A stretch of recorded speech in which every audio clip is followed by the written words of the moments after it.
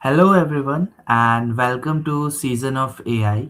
And today we are excited to have Siddharth Vaghasia, sir, who is the founder and technical architect at Binary Roots, and he'll be taking us on this powerful session on AI and MCP.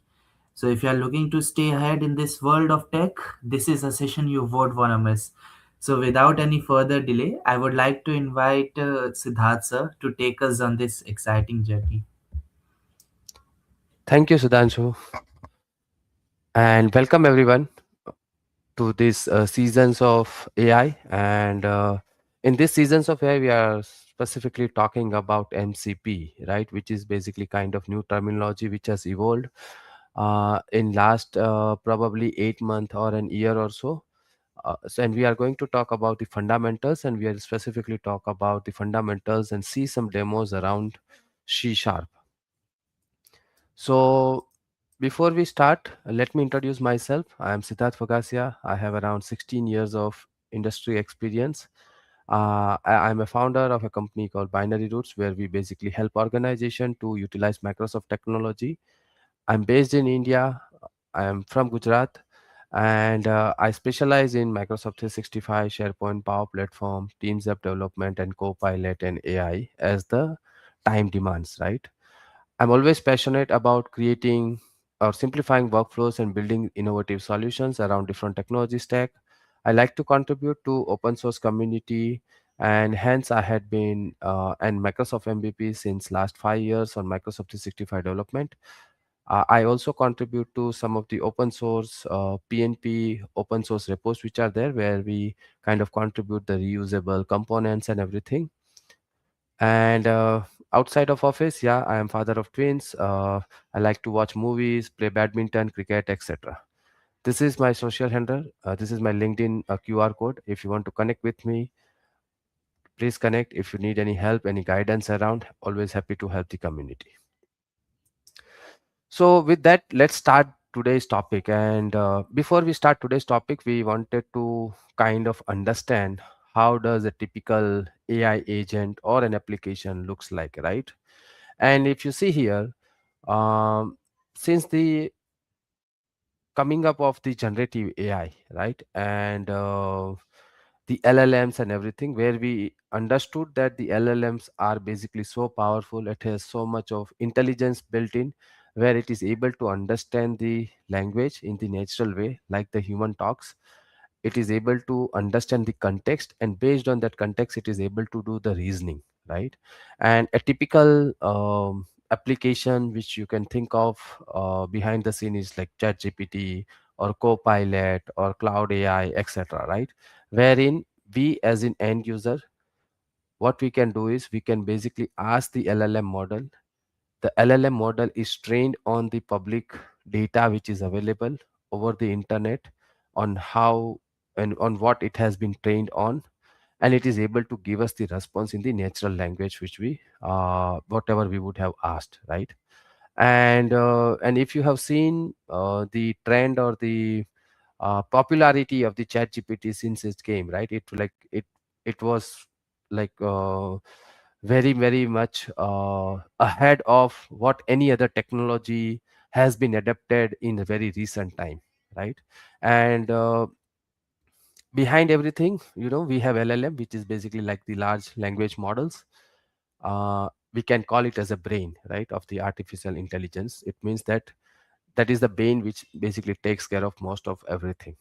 Now, when this generative AI capability started getting popular for the end user, many organizations, businesses, small medium businesses, enterprise businesses wanted to kind of use this generative AI capability to improve the productivity, to do some automations, and use the technology to how they are going to service their employees, how they are going to service their customer, or how they are internally working within the organization, right?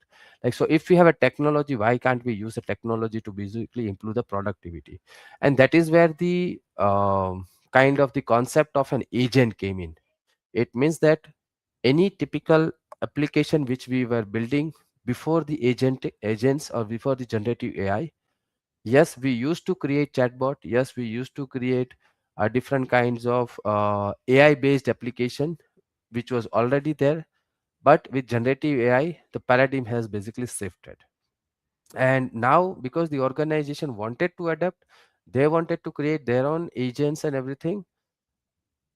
It will not make sense if the agent which an enterprise organization or a business wanted to do for their employees or for their customers or for their collaboration partners, etc., if it doesn't have its own data.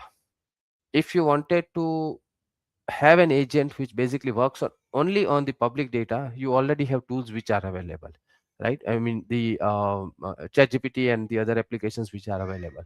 Now, when you wanted to build something for your own, that is where basically we are able to use tools and actions, which is giving us ability to connect to the external systems, which are basically the API database or apps to perform different tasks, right? And before we talk about tools and actions also, it is important to understand the knowledge sources, right? It means that when we are talking about an application and an agent being created for an organization, for example, which basically acts on their own HR policies, leave policies, remote work policies, any kind of policies which they have, they wanted to build an agent and wanted to let the user ask the question to find any policy related information by using a natural conversation manner. So in this case, what we have to do is we have to basically provide the knowledge source to the LLM. So we are still using the LLM, but we are adding an additional capability to the LLM where we are saying that, okay, you can still use your uh, intelligence about understanding the language, understanding the context, doing the reasoning around it. But I want you to basically consider the knowledge source which I have provided and give me response based on the knowledge source which I have. So in this case, it can be structured data, it can be unstructured data, it can be a Word document, Excel, PowerPoint, README file, etc. So that the answers which the agents are providing are grounded to particular to your knowledge source. And this kind of evolved also, wherein many AI based product companies basically allowed us to add our own knowledge source. One of the example which I can relate within Microsoft would be that within Copilot Studio, within Azure AI Foundry, we got an option where we can add our own knowledge source, which can be a SharePoint site, a SharePoint library, a SharePoint doc, or a group of documents if it is in your OneDrive, etc. If not, you can also use any public facing website and specifically ground your answers specific to that public facing website. And then once this evolved, if you think about it, the knowledge source is kind of a one-way communication, right? Why? Because once you are asking the question to the LLM model, which has its own custom knowledge source, it is able to respond based on that knowledge source. But then people started thinking that this should not be just one-way communication. We need to have tools or actions. The way any application was always been built is that it should connect to the external system at real time on the real time database. And it might be that we might also wanted to write back to the database, to write back to the source which you have, and to the apps or anything which you have basically kind of connected. Or you can also write back to perform certain tasks, which would be not a single task but a chain of tasks, which would be kind of an automation to be done. And that is where tools and actions kind of got evolved. And now we started talking about an agentic era wherein the agent basically can be created, which can work autonomous, which can work on its own, which are which are grounded with your own knowledge source, which are able to connect real time to the external system via tools and actions, and to perform certain tasks.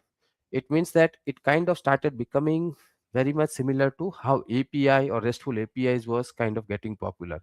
It means that the single source of connecting to your database was exposed via an API, and then the agents were basically kind of consuming it, right? And now, whatever you see below knowledge source is kind of what a typical agent should have, right? It should have an orchestration layer. Why it needs that? Because it needs to know when to think, when to act, and how to combine the responses. So this is more or less, the orchestration which would be done with the help of LLM itself, but it has to decide and think which tool or action to be called based on what the user is asking. So your single agent can have multiple tools and action. Which tools to be called has to be done via orchestration layer. And how this is done? This was done using prompt instruction or prompt engineering, wherein you as an agent developer would basically use the prompt and instruction to tell the agent that if the user is asking this, do this. If the user is asking this, do this. In one way, we are also using the same prompt and instruction in the description of the tool, so that the orchestration layer, whenever it has to call a particular tool, needs would know that okay, this tool is meant for this. This is the purpose of the tool. This is the request which is we need to, or these are the parameters which we need to pass, and this is the response which we need to get. So that is what the orchestration layer looks like, right? Now talking about the other things, which is like, I won't go in detail, but just to understand, it needs to have memory because it needs to keep track of the context, the past interaction, and the user preference. So if you see in the chat GPT, uh, based on your past conversation with the chat GPT, sometimes you don't have to give that much context to it, right? Whenever you are asking a kind of follow up, probably a month after month or so, about something yourself, then it knows that you have already interacted something similar in the past. It remembers that, and basically based on that, it would be able to directly respond without asking you, or giving without you giving the proper context again from the scratch. And then it will have an interface, right? It means either it can be chat, voice, or an UI where the user is going to interact with the agent. And also security and governance is very much important, so that when you are creating the agent, it should be access controlled agent, so that only the user who are interacting, who has access to the knowledge source, should only be able to get the responses on the agent. It should not be kind of a unmanaged or unsettling with the permissions being given to everybody who is basically accessing the agent, right? So this is how a typically an agent looks like, which is, we can call it as an application also, right? Now let's see now what used to happen right before MCP. So for example, before MCP, if you have an agent, sorry, if you have an agent which is using an LLM, the LLM was being given different tools and actions which would be basically unique for a particular technology, product, etc. So in this example, you can see that it has, the LLM can connect to an unique API of Slack, it can connect to unique API of Google Drive, it can connect to unique API of GitHub, or any other custom APIs also.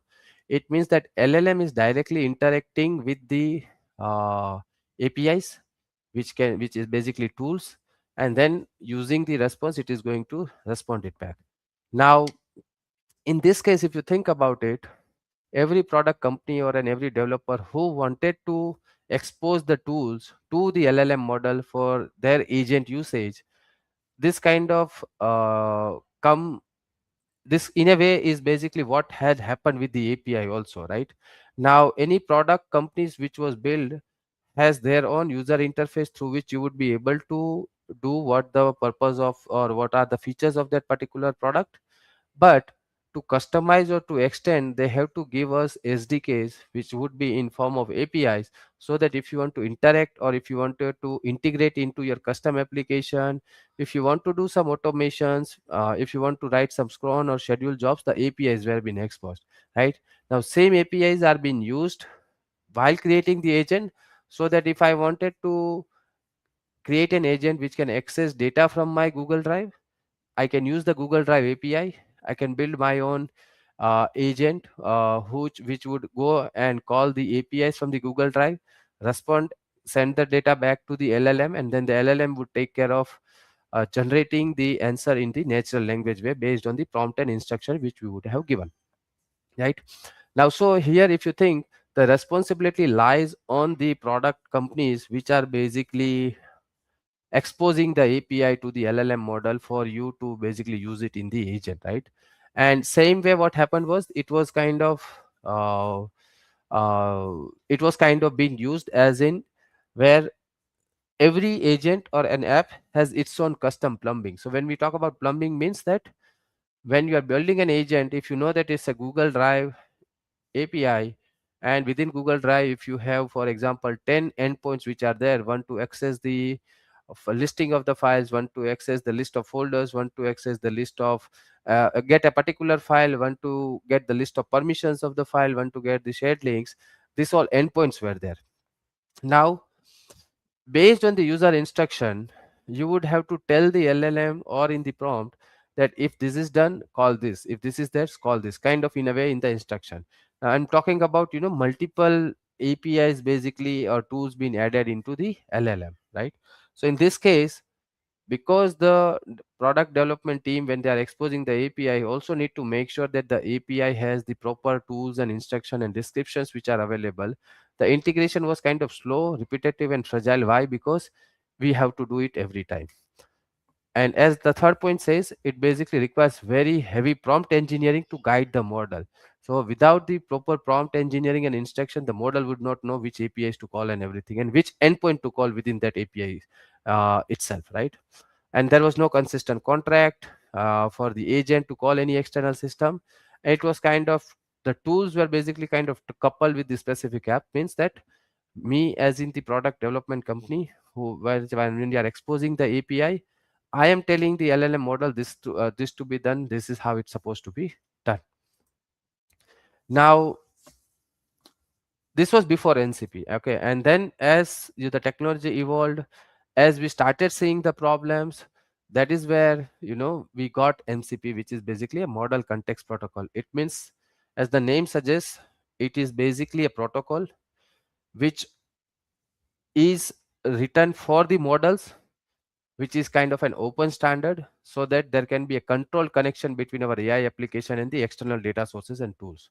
So now on the right hand side, what you see is that yes, when you wanted to expose your database, you can expose it via MCP. Behind the scene, it is still the API. It's just that we are creating a wrapper on top of the API, and that MCP server would have only the exposed endpoint which you wanted to enable it for your agents or your AI application to use. That can be only exposed, and your AI application is going to call your MCP, and your MCP would know which endpoint to call based on the LLM models, based on the configuration within the MCP server, and then it is going to respond back, and then the LLM would take care of responding into the AI application. So this is how typically a model context protocol looks like. And if I can give you a terminology which you can relate, it is more or less like an USB docking station for your laptop, right? Like, you can have an USB docking station which should have different ports enabled. It can have an HDMI port, it can have a LAN port, it can have USB ports, multiple USB ports. Now if you want to connect all this to your laptop, you need all this port in your laptop, plus all the ports would be utilized, right? But if you create an USB-C use an USB-C docking station, what you can do is your laptop is connected to your USB-C docking station just with one cable, which would be an unified cable, unified port. It can be an USB 2.0, USB 3.0, or an USB drive, USB-C, and then the docking station would have all the ports enabled, so that you just have to connect your HDMI's, LAN, your USB-C, your headphones, etc., to the docking station, and which is connected via laptop. Okay, so now, in a way we already talked about it, but just to reiterate, like, why do we need MCP server, right? Like, as we see it, that in early days, every app, AI app or a tool, has to build their own connectors to database API and system, and this has led to duplication of the work, some inconsistent implementation, and the fragile integration which was there. It was hard to scale, hard to maintain. There was limited interoperability, and it is basically was slowing down to add the new system. Now, so there was a gap wherein there was no universal way of or a universal standard protocol for the AI models to know how to basically access the external tools or knowledge in a very, very standardized manner. And this leads to kind of, in terms of structure, wherein there was less reusability, there was inconsistent data formats and protocols and everything. And hence, there was a very, very, very much need of MCP server.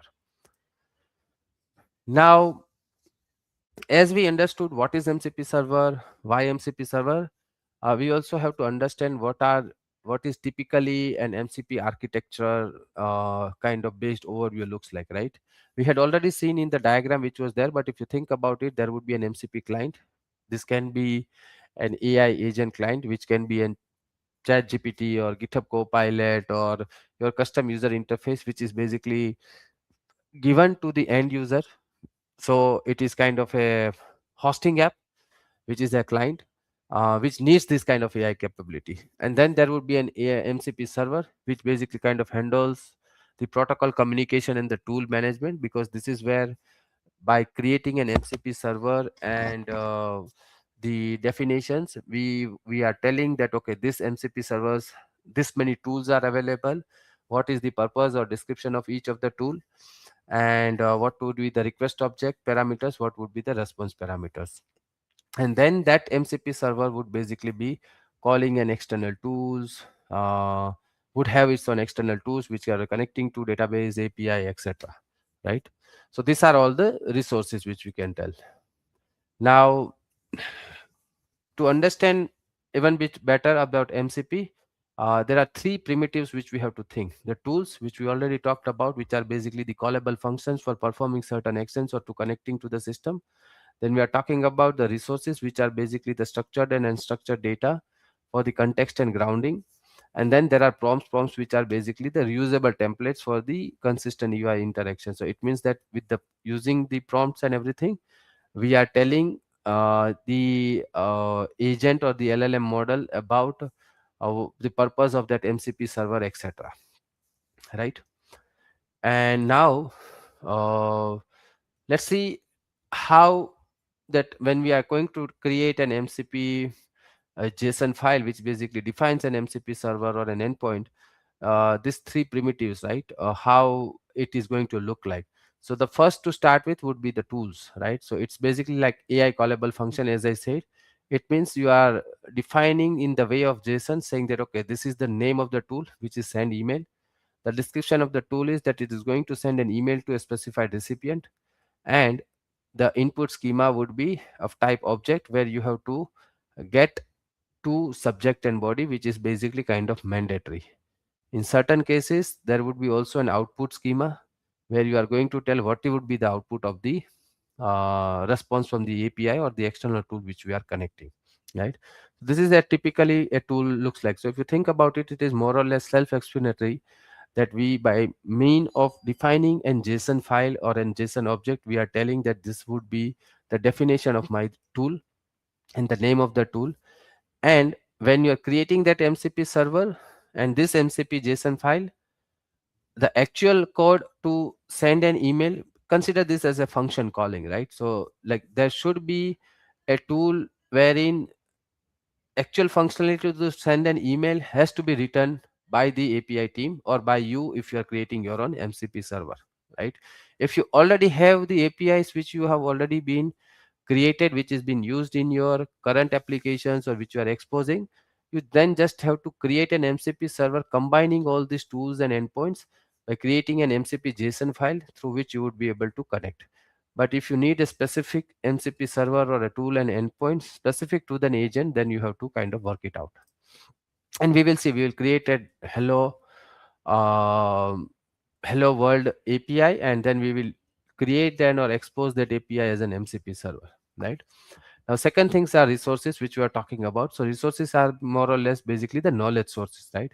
So within your MCP server, when you are creating, if you wanted to have your own static or a consistent knowledge source associated with it, then you can basically add it as an resources, which would be the readable data source. It can be in the unstructured way, which would be PDF, Word, Excel, PowerPoint, etc. You have to tell the name, you have to tell the description, you have to tell where the file is. It can be a public file, it can be a file within your server, and you have to also specify the MIME type, whether it is a PDF, Word, Excel, etc. And then we are talking about the prompts, right? So prompts are basically templatized AI interaction. Means you are basically telling that using this prompt you would be able to use the how the AI interaction are going to be controlled, right? So in this case we are talking about the prompts, which is kind of a reusable prompt to do the code review for the best practices. And we are saying that the argument should be, the language should be, as a part of argument there should be language and the code which you wanted to review. Okay, so with this I think we understood what an MCP model context protocol is, why do we need it, what is the architecture behind when we are going to create an application. And we also have seen the primitives which basically kind of explain.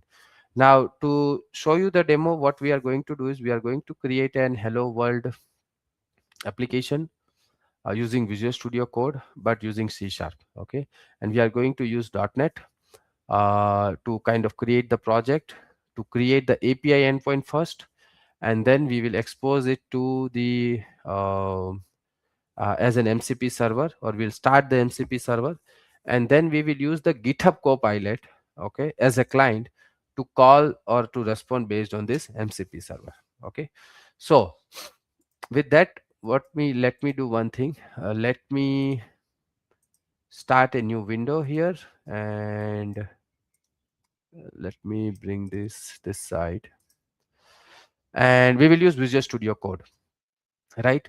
So within Visual Studio Code, what we will do is we will first go and create a folder, and we will open that folder, which would be uh, basically our folder which is going to hold the solution. Okay, so what I'm going to do is I'm going to go to my G drive. Sorry, let me do it via terminal.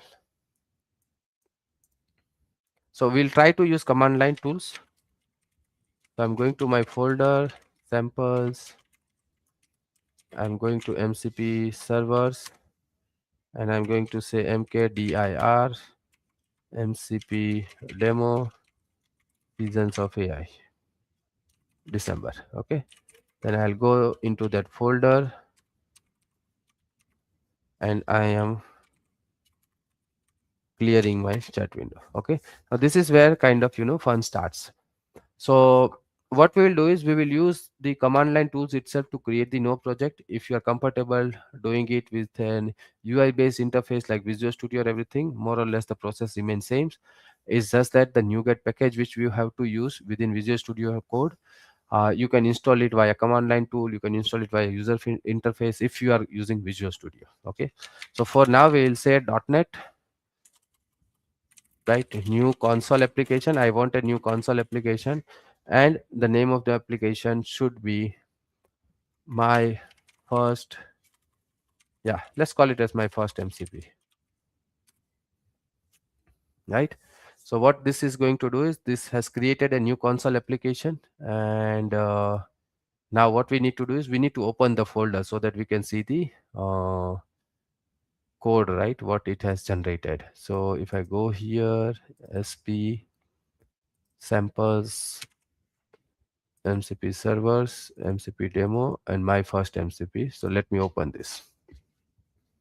Okay. Yes, I trust it. So we have a simple project file, we have a program file, which basically is a console run, and then we have an object, right? So this is a typical complex console application which is created. Now what we need to do is we need to basically add some packages which we wanted to use, which basically is going to allow us to create the MCP server, and also way to basically host it so that we can use it within the GitHub Copilot. Okay, now to add an package which is basically a model context protocol package, please understand this is in the pre-release. You can there is no stable release as of now because it's still in the preview, so you have to just add this package. So once you are adding this package, it is more or less referencing or adding the DLL file which we can use it within the project itself. Okay, so we have added this. Now we need to add an extension package so that we can use this Microsoft extension so that we can host the APIs and we can also host the MCP server. So two prerequisite: one, we need to add the model context protocol NuGet package, and then we have to install the extension.hosting package, right? Let me clear again. So this is installed, and if you okay, now next thing is what we need to do. We basically need to create or start setting up our server, right? So in this case, first we will do is we will start. So I have some to save us time and to understand, what I will do is I will just copy paste certain code so that we will go through that code and we will understand how and what it is and what it is meant for. So here what we are doing is we are typically using the model context protocol server. We are using the logging, hosting, and dependency injection. Sorry, uh, namespaces. We are basically importing it, right? Second thing is now we need to kind of create an MCP server tool, right?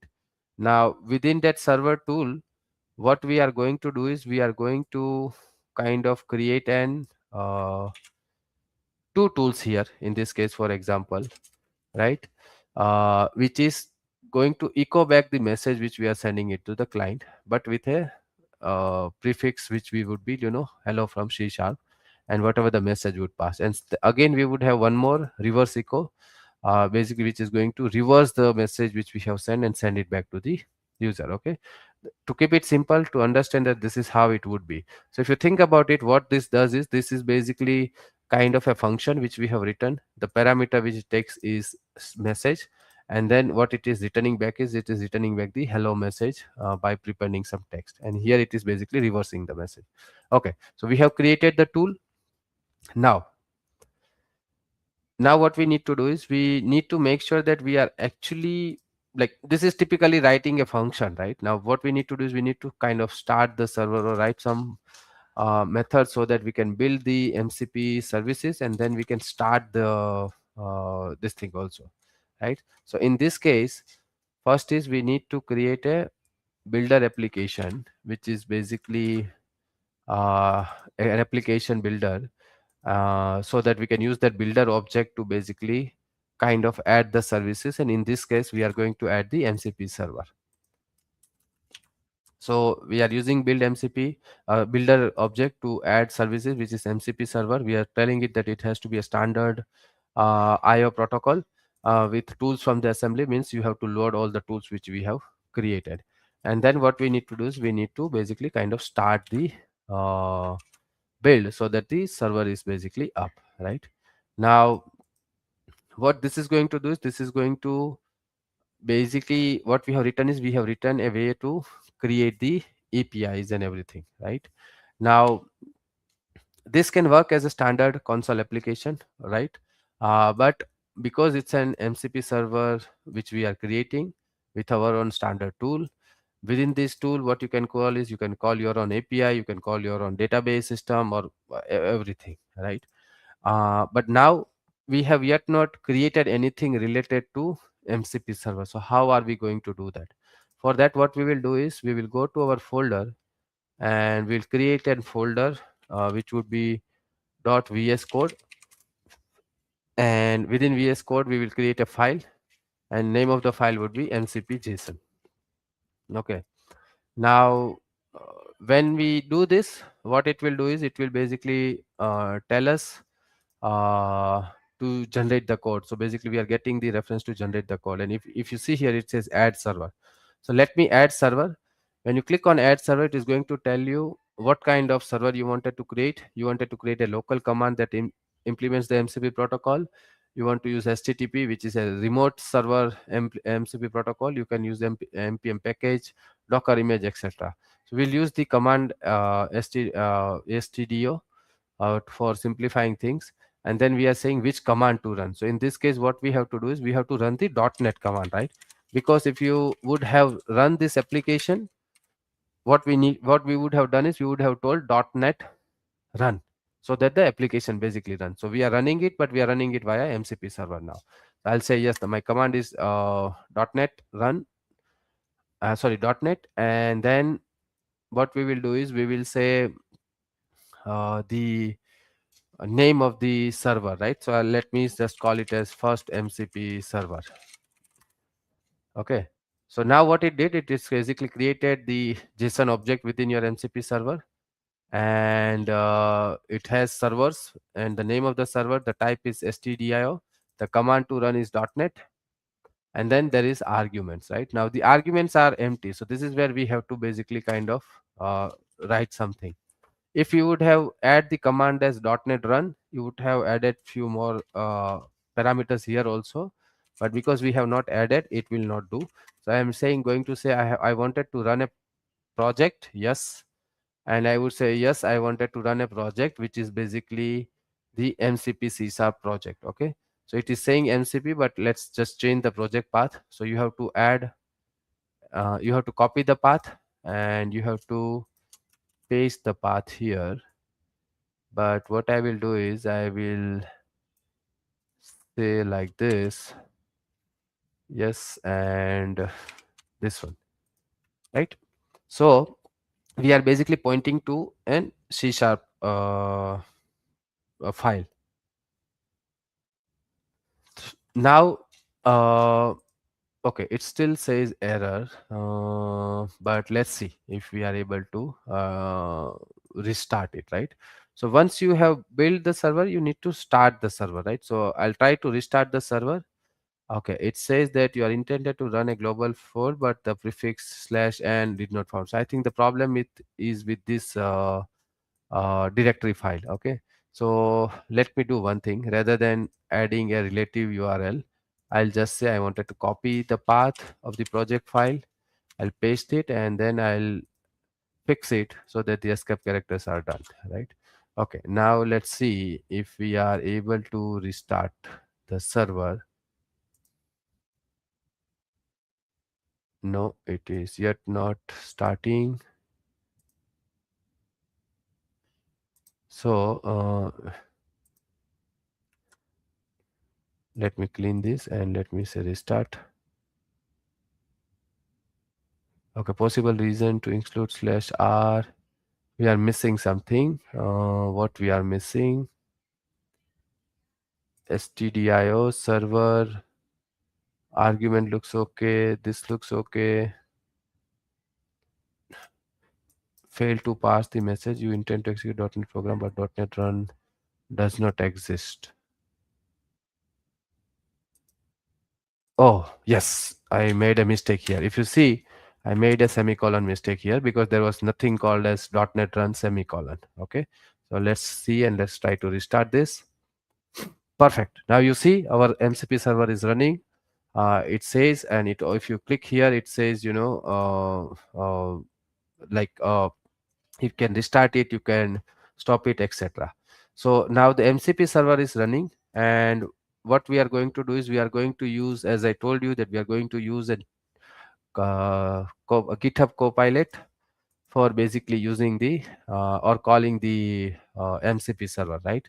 So what I want to do is I wanted to say uh, just a message, right? So I would say echo my message. This is demo of seasons of AI MCP server, MCP fundamentals.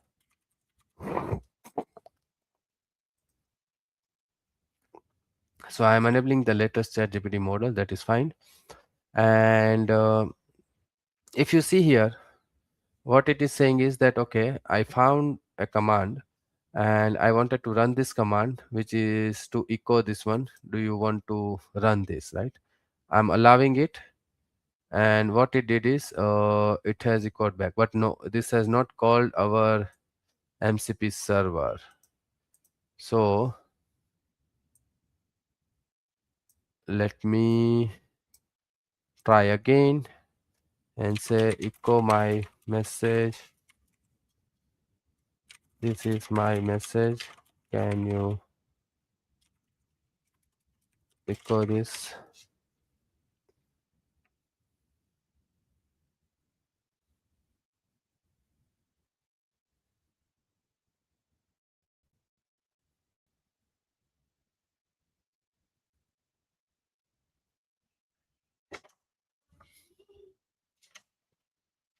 Yeah, it has echoed it, and it says it's the plan was to use it from here. So if you see here, it has used the line 25 from the program and then has echoed us back, right? Let me see. Can you reverse this message? We will try one more complex scenario also. We will add some tools and we'll try to use that tools. So this is all the thinking which the model is doing, which is showing here. But if you see here, yes, I can run your ecosystem, eco server.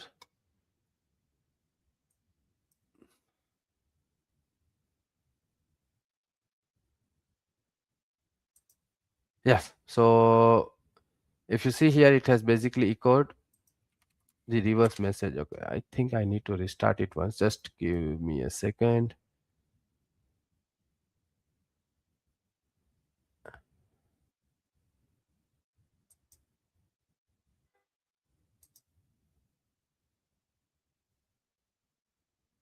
Okay, it should have run. Why it did not? Yeah, you can see tools. Two tools are there. Okay. Can you echo this message?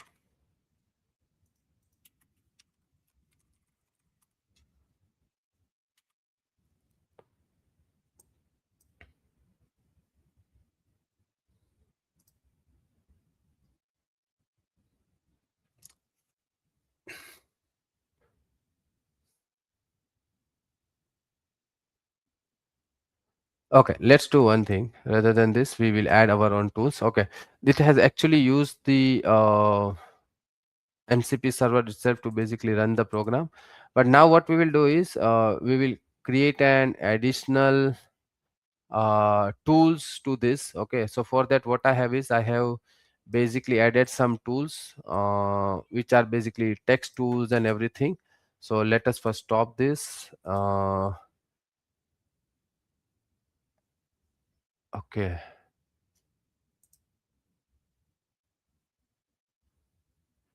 And let's go to program. And now what I'm doing is I'm pasting some code. Okay, in this one what I'm doing is I'm doing some advanced text tool. So we have one class with the text tool, which is to convert the text to uppercase and everything. Then we have some maths tool, and then we have,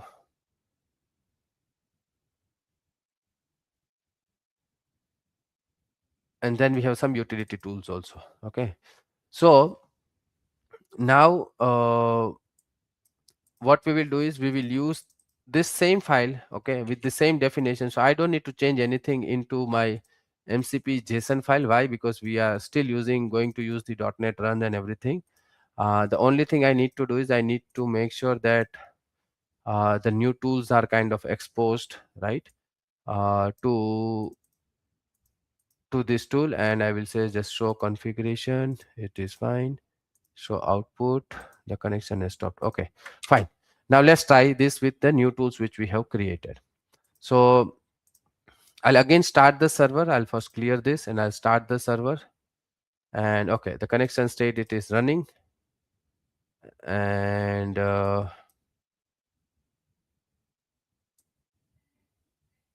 yes, everything looks okay. Okay, all of these are warning. I'm going to clear this. I'm coming here. And now let's see which tool we wanted to do, right? Which tool we wanted to use. So I wanted to see and check. I wanted to first generate an GUID. So I will say, can you please generate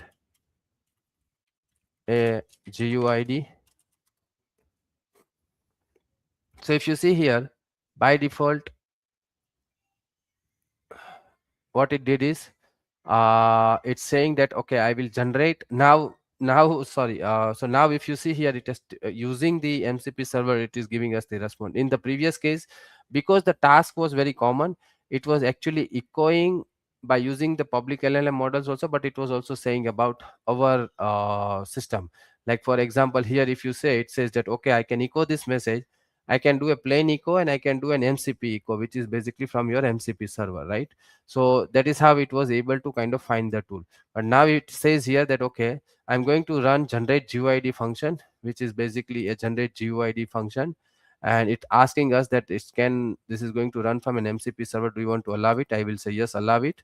And it says that run generate GUID from the MCP, and it has generated the function, right, from the MCP tool. So this is the generated kind of output, right? So we are basically creating our own in a way API and then using it. Now I'll say, can you give me a random number between 1 to 5? Okay, but what I'm going to do is I'm going to see, and this is the power of basically, the tool chaining and everything. So I'm saying give me a random number 1 to 5, but I'm going to also use that number to do some mathematical calculations, okay, on top of it. Okay, so what I will do is I will say give me a random number between 1 to 5, and then add 25 to it and divide it by 3, and let me know the results. Okay, so what now I'm doing is I'm basically kind of trying to see that it does the tool chaining, where it should first generate the random number by calling the random number function. Then it should call the math tool, which is to basically add that number and 25 to it, and then it is going to divide it by 3. So we are going to use the divide tool, and then I'm going to ask the result. So let's see how it does now. So LLM is thinking, it is basically working on it, and because we have given in a way a little bit of complex this thing, so it says now, okay, I'm going to first run a random number MCP tool. Do you want to allow that? And it says between 1 and 5. Why? Because I had given 1 and 5, so it has automatically passed the parameters 1 and 5. I'm going to allow that. So it has ran the random number function, and then what it did is it has basically kind of added the tool. It has added and used the other tool to run it through the server. Yes, I want to run it through server. Okay, because this kind of functions are very common. Okay, what it is doing, it is also using the public LLM, this thing also. But now what it has basically kind of, going to use the server sequence to start and use the server.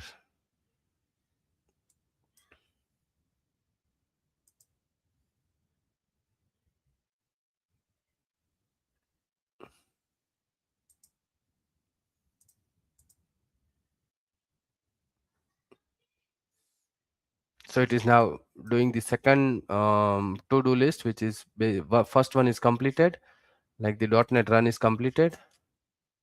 And okay, now I will say invoke the random number. No,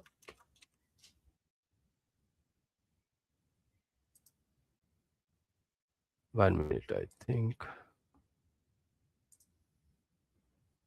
Let me start a new session, and I would say same thing. Can you call? Can you create random number between 1 to 5 and add 25 to it, and then multiply it by 5. Let's see if it is using the tool.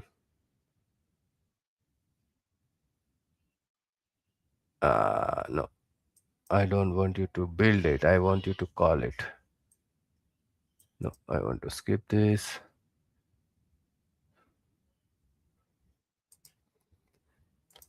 No, I think it is not doing that. Why? Because okay, so this in this case, what it is doing, it is basically kind of using its own capability to add code to my GitHub Copilot. Okay, but that is fine. So you got the idea. how you basically can create an MCP tool. So the important thing to note here is that whenever you are creating and are adding an MCP tool, the tool has should be a particular parameter. The description is very important, because with this you would be able to uh, the LLM would know which method to or which tool to be called, and then the actual implementation would be there of the particular method or the tool. And you can have multiple tools built in into a single program, expose it as an API or a function or something, and then you can create an MCP JSON file which tells like what it has to do, what kind of argument it has to pass, and what it has to use it as in MCP server, like which code it has to run. In this case, we are basically running the console application. We are exposing the file, and then we are telling the LLM model to use this MCP server within Visual Studio Code and GitHub Copilot to basically kind of go and use that and respond and call that custom MCP server which we have kind of created. So with this, if there are any Q&A, question and answers, I'm open to the question and answers. If not, feel free to reach out to me. And thank you. That's my session for me from today. Thank you, Sudhanshu. Thank you so much, sir, for the session, and thank you everyone for joining. And we hope that you got a lot of insights from this session. Thank you, Siddharth, sir. Thank you everyone for joining. Thank you.